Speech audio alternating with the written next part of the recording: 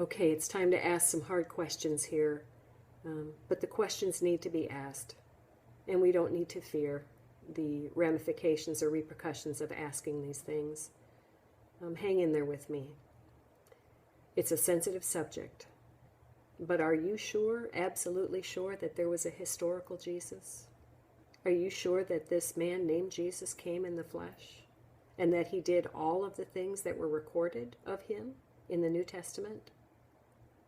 And if he did those things, then why are most of his acts recorded in numerous texts that far predate his coming? Why is the feeding with the fish and the loaves, the walking on water, the baptism, virgin birth, the Sermon on the Mount, the transfiguration, death, and resurrection, and so many more things attributed to so many others that far predate the timing of Jesus' birth? We must, as followers of Christ, seek answers to these difficult questions. Justin Martyr, who was born in 100 AD and lived for 65 years, said of these things, "The devil committed these acts of diabolical mimicry, plagiarism by anticipation." How else could they explain it? I'm going to read from the book Jesus and the Lost Goddess, The Secret Teachings of the Original Christians by Timothy Freck and Peter Gandy. They say, literalists believe that their particular spiritual tradition is different from all others and has a unique claim on the truth. They obsessively formulate dogmas which define membership of their particular cult. They are prepared to enforce their opinions and silence those who dissent, justifying their actions by claiming that they are fulfilling God's will. Gnostics, on the other hand, are free spirits who question the presupposition of their own culture.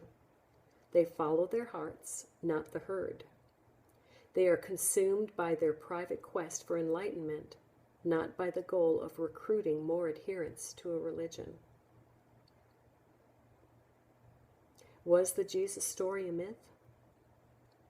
Joseph Campbell says this, "A myth is something that never was, yet always is."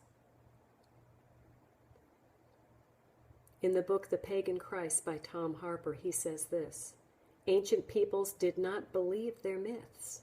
They believed in them, in the sense that they believed in the truth beneath the stories. As Professor Kuhn notes, never did intelligent people believe them.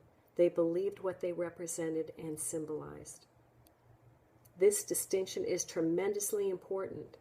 It was the total misreading of the myth, of the allegories, and the drama that resulted in Jesus being made into a historical God-man, an event that distorted Christianity from earliest times and effectively aborted the real power of the myth to transform the life of every individual.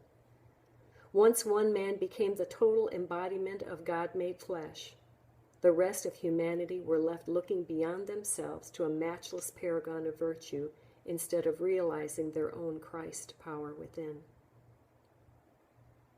It's time to ask the hard questions, but don't be afraid, because you have the answers.